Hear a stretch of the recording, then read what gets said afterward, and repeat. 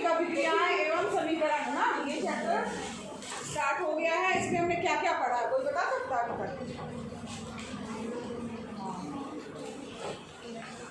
खड़ी हो पढ़ना। क्या क्या पढ़ा इस चैप्टर में हमने अभी तक?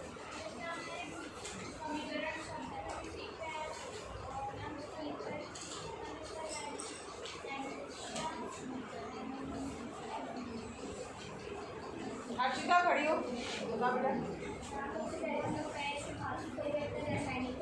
भौतिक परिवर्तन, रासायनिक परिवर्तन, शब्दों को रासायनिक समीकरण में बदलना। Very good. शब्दों को रासायनिक समीकरण में बदलना यानी शब्द समीकरण हमने पढ़ा कि किस तरीके से शब्द समीकरण, कोई भी रासायनिक अभिक्रिया होती है तो उसको किस तरीके से शब्द समीकरण में लिखा जाता है। फिर उसके बाद क्या पढ़ा? आगे हमारा हो गया शब्द समीकरण, ठीक। इसके बाद हमने क्या पढ़ा था कि रासायनिक समीकरण को किस तरीके से जो है संतुलित करना है और क्यों जरूरी है। और एक चीज़ हमने और पढ़ा था जिसको बोला गया था ढाटा रासायनिक समीकरण या कंकाल समीकरण भी बोला गया था। वो ये है कि जो हमने शब्द समीकरण लिखा है उसको प्रतीक के रूप में जब हम लिखते हैं तो वो हमारा क्या कहलाता है? ढांचा रासायनिक समीकरण कहलाता है। और जब वो संतुलित हो जाता है, बैठ जाओ, अभिकारक जो है उसमें कितने परमाणु हैं, यानी अभिकारक मतलब इस तरफ वाले पक्ष के जितने परमाणु हैं उसी तरफ में उतने, यानी उत्पाद जो बन रहा है उसमें उतने ही परमाणु होने चाहिए। तो जब वो बराबर हो जाते हैं तब हमारा समीकरण क्या हो जाता है? संतुलित हो जाता है। ये पूरा जो है संतुलित रासायनिक समीकरण अच्छे से समझ लेना, क्योंकि क्वेश्चन जरूर आएगा संतुलित करने के लिए भी, या तो फिर आ सकता है आपका फिर संतुलित रासायनिक समीकरण क्या है या ढांचा समीकरण क्या है।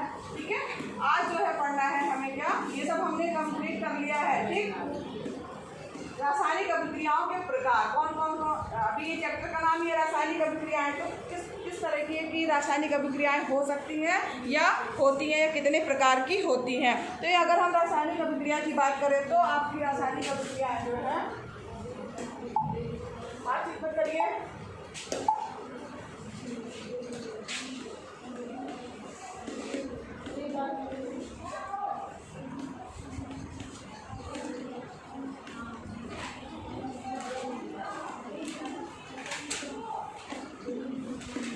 अगर हम प्रकार की बात कर रहे हैं तो यहाँ पर पहला जो प्रकार है वो है आपका, पहली जो आपकी अभिक्रिया है वो है संयोजन अभिक्रिया। ठीक है, तो संयोजन अभिक्रिया हो गई आपकी संयोजन अभिक्रिया। इसका डिटेल में हम सब पढ़ेंगे। दूसरी अभिक्रिया कौन सी होती है रासायनिक? हाँ, वियोजन अभिक्रिया। वियोजन अभिक्रिया, ठीक। और कौन सी है? विस्थापन अभिक्रिया।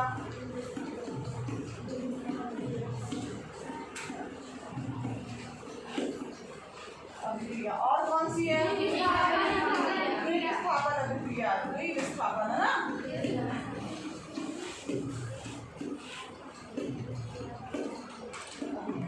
ठीक है, और कौन सी अभिक्रिया है?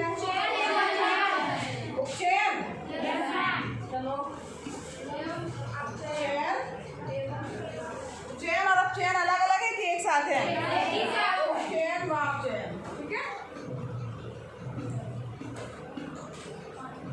फिर और कोई अभिक्रिया है?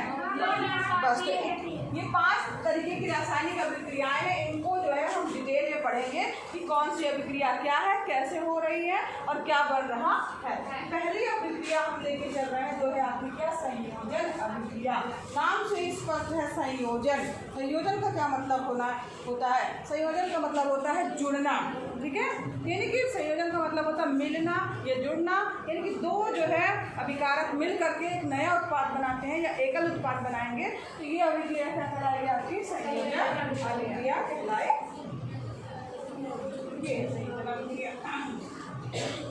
जैसे कि अगर मान लीजिए यहाँ पर आपने देखा होगा संयोजन अभिक्रिया के लिए, ये हमारे दैनिक जीवन में भी हम देखते हैं इसको, लेकिन हमें बातचीत क्यों हो रही भाई?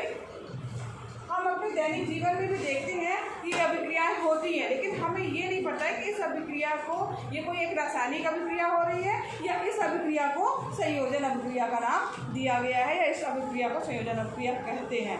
जैसे कि आपने देखा होगा कि पुताई वगैरह के लिए जब चूना होता है ना, आप लाते हैं तो चूने की जो है वो है। तो वो चूने की जो ढेली रहती है उसको आप क्या करते हैं, पानी में ला करके भिगोते हैं। जब आप उस चूने में पानी डालते हैं तो आपने क्या देखा, बुलबुला निकलता है।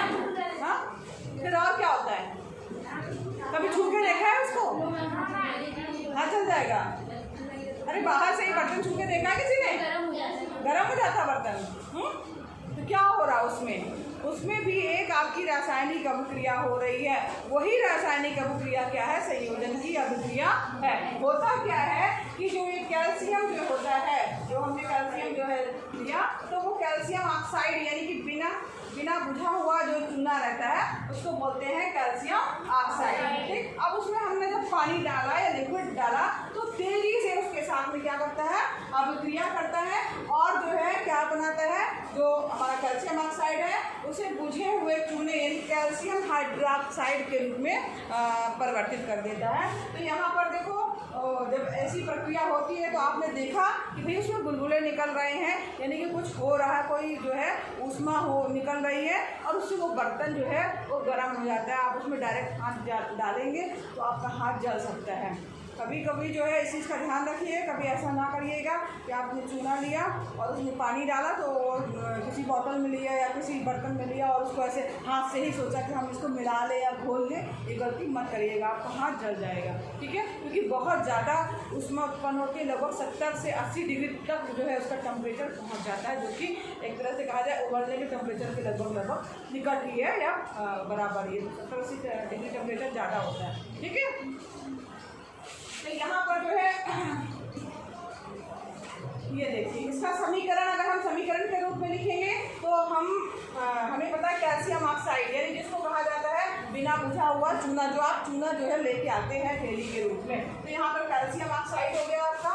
ठीक, तो पानी के साथ में ये क्या है आपका, सॉलिड के रूप में है। कैल्शियम ऑक्साइड सॉलिड के रूप में है ये। ठीक, अब यहाँ पर देखो ये सॉलिड है, इसमें जब हमने पानी मिलाया, लिक्विड मिलाया, तो कैल्शियम जो है वो हाइड्रोक्साइड जो है वो बना हमारा, जिसका फार्मूला होता है CaOH और ये थोड़ा सा पेस्ट टाइप में होता है। देखा होगा आपने, ना ये ठोस है ना वो लिक्विड रूप में होता है, जिसको बुझा हुआ चूना कहा जाता है और बहुत ज़्यादा मात्रा में ऊष्मा निकलती है। तो यहाँ पर देखो, यहाँ हो क्या रहा है कि अभिकारक के रूप में दो चीज़ें मिल रही हैं और एकल उत्पाद आपका बन रहा है। तो यहाँ पर कैल्शियम ऑक्साइड जल मिलकर के एकल उत्पाद कैल्शियम हाइड्रोक्साइड बनाते हैं और इसका मतलब ये अभिक्रिया क्या कहलाएगी, संयोजन अभिक्रिया, यानी मिल रहे हैं। ठीक है, मिलने के बाद जो है एक ही उत्पाद बन रहा है, मिल जा रहे हैं, ये अभिक्रिया संयोजन अभिक्रिया कहलाएगी, जिसमें दो या दो से अधिक अभिकारक मिलकर एकल उत्पाद का निर्माण करते हैं, उसे संयोजन अभिक्रिया कहते हैं। संयोजन मतलब होता है संयोग, संयोग मतलब होता है मिलना। समझ में आ रहा सबको? अब यहाँ पर कुछ और एकदम और देखते हैं हमारा इसका एग्जाम्पल। तो यहाँ पर देखिए ये दिख रहा है कार्बन दिख रहा है, यानी कोयला, इसको हम कोयला भी कह सकते हैं, जो कि सॉलिड रूप में होता है। जब आप जो है उसका दहन करेंगे, कोयले को जब आप जलाते हैं तो यहाँ पर वो ऑक्सीजन गैस के साथ में अभिक्रिया करता है और CO2 गैस के रूप में जो है वो निकलती है, CO2 गैस जो है वो निकलती है। तो ये हो गया आपका कोयले का दहन। ठीक है, समझ में आ रहा है? अब इसमें हो क्या रहा है, कोयला ऑक्सीजन के साथ में अभिक्रिया कर रहा है और एकल उत्पाद के रूप में आपकी कार्बन डाइऑक्साइड गैस जो है वो बन रही है। तो ये कौन सी अभिक्रिया कराएगी आपकी, संयोजन अभिक्रिया। आप देख के भी समझ सकते हो, अभिकारक दो होंगे या दो से ज़्यादा हो सकते हैं और उत्पाद जो है एकल उत्पाद होगा और ऊष्मा निकलेगी या कुछ वो है या कुछ भी नहीं होगा, केवल एक उत्पाद मिल जाएगा या जुड़ के ये जो है आपस में सहयोग करके मिल जाएंगे। और एग्जाम्पल देखते हैं हम, ये क्या है आपका हाइड्रोजन गैस। हाइड्रोजन गैस यानी H2 जो है ऑक्सीजन गैस से अगर उसका जो है रिएक्शन होता है या मिलते हैं तो जो है पानी का निर्माण होता है। H2 + O2 = 2H2O हो जाएगा। बैलेंस करने के लिए क्योंकि पानी का फार्मूला हमें पता है H2O होता है। अब यहाँ पर H2 है, O2 कितने हैं, 2, ऑक्सीजन 2 है, यहाँ पर कितने हैं, 1। ठीक है, तो यहाँ पर भी ऑक्सीजन 2 करने के लिए हमें यहाँ पर आगे 2 लगाना होगा। जब आपने यहाँ पे 2 लगाया तो हाइड्रोजन कितने हो गए आपके, 4 हो गए ना। अब यहाँ पर हाइड्रोजन 4 हो गए, तो हाइड्रोजन को बैलेंस करने के लिए लिए हमें यहाँ पर 2 लगाना होगा। समझ में आया सबको? इसका फार्मूला जो है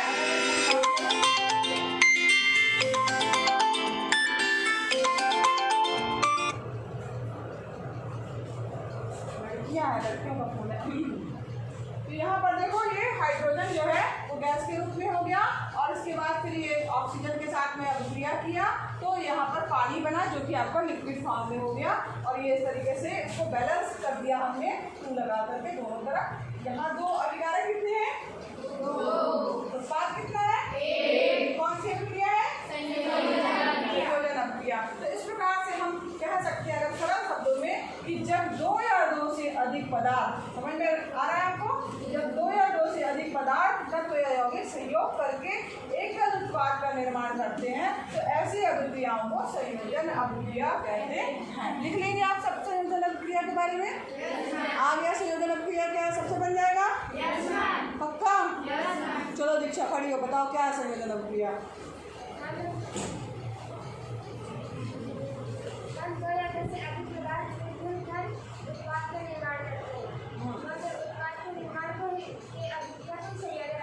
हाँ, लेकिन उत्पाद कैसा होगा? एकल उत्पाद, ठीक है। सहयोग तो करेंगे 2 या 2 से ज़्यादा भी हो सकते हैं लेकिन उत्पाद का कितना बनेगा? 1 ही। तो ऐसी अभिक्रिया संयोजन अभिक्रिया कहलाती है। चलो भावना खड़ी हो, बताओ संयोजन अभिक्रिया क्या है? जब 2 या 2 से अधिक अभिकारक मिलकर एकल उत्पाद का निर्माण करते हैं तो संयोजन। Good, very good. सबको समझ में आ रहा है? सबको?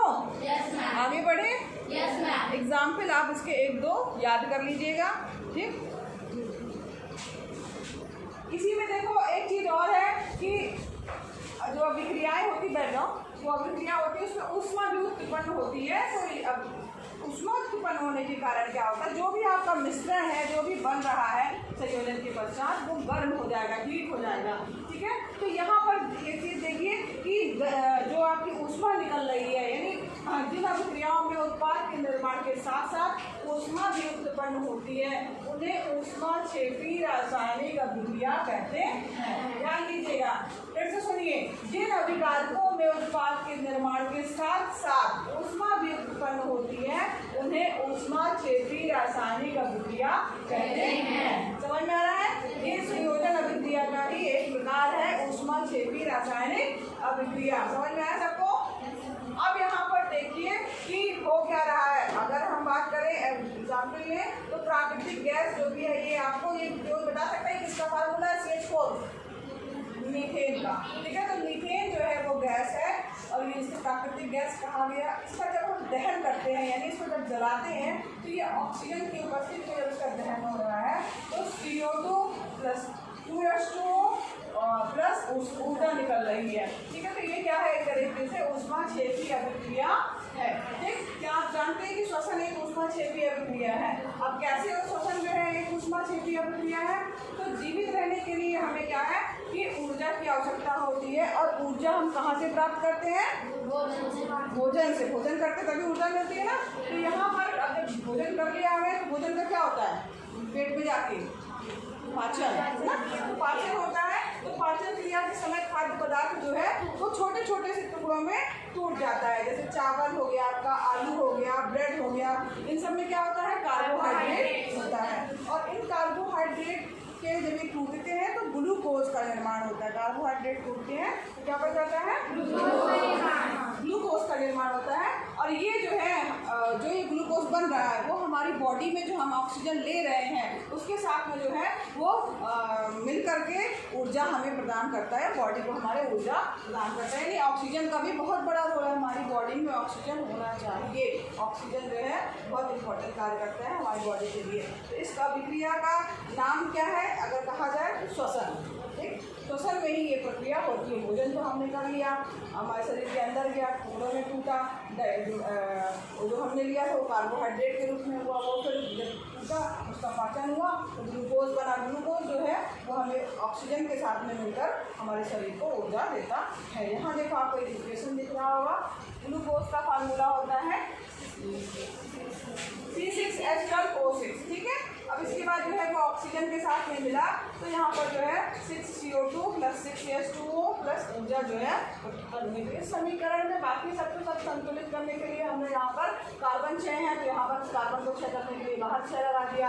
ठीक, और यहाँ पर देखो ऑक्सीजन, अब देखिए कितने हैं यहाँ पर 6 ये है, 2 ये हैं, 6 2 8 है। अब यहाँ पर कितने हैं, यहाँ पर हमने तो 6 दूनी 12 हो गया और 12 और यहाँ पर एक ऑक्सीजन है 13। ठीक, तो यहाँ पर 12 यहाँ 13। अब कैसे होगा, हाइड्रोजन भी है आपका, तो हाइड्रोजन यहाँ 12 है, तो पहले हाइड्रोजन को बैलेंस करेंगे। हाइड्रोजन 12 है, यहाँ कितने हैं 2, 12 कैसे करेंगे, 6 लगाएंगे, 6 लगाएंगे, ऑक्सीजन 6 हो गए, यहाँ पे कितने हो गए 12, 12 और 6 18 यहाँ पे है, यहाँ 6 ये हो गए और 6 दूनी 12, 12 6 यहाँ पर 6 और 6 जो है संतुलित करने के लिए लगाया गया है। ऊर्जा लिखना मत भूलना, यहाँ पे तो इसका तो बोले यहाँ खत्म हो गया, मगर जो ये ऊर्जा निकल रही है इसको लिखना मत भूलना। ठीक है, इसके बाद तो ये है कि साग सब्जियां जो हैं वो विघटित होकर कंपोस्ट जो बना रही हैं उसमें वो भी क्या है, एक ऊष्माक्षेपी अभिक्रिया का ही उदाहरण है। ठीक, तो यहाँ पर ऊष्माक्षेपी अभिक्रिया पढ़ लिया। अब कल हम पढ़ेंगे कि वियोजन या अपघटन की अभिक्रिया किस तरीके से होती है। तो आज जो है जो पढ़ाया समझ में आया सबको, कॉपी में जाके ज़रूर नोट करिएगा और जो बताया है जो समझाया उसके अनुसार, नकल करके नहीं। ठीक, ये आपका होमवर्क है और कॉपी आप लेके आइए, हम डेली चेक करेंगे कि किसने किसने होमवर्क किया है कि नहीं। ठीक है, तो आपको होमवर्क जाके जहाँ तक आपका पुराना छूटा है कोई बात नहीं, नया चैप्टर स्टार्ट हुआ है उसके 2-3 पेज अभी ये भी नहीं आपने स्टार्ट किया, कोई बात नहीं, लेकिन 1-2 पेज छोड़ के आप लिखिए। जो बताया गया है आज लिखेंगे, कल हम उसको सबकी कॉपी में चेक करेंगे, 2 मिनट निकाल के सबकी कॉपी का होमवर्क हम चेक करेंगे। ठीक।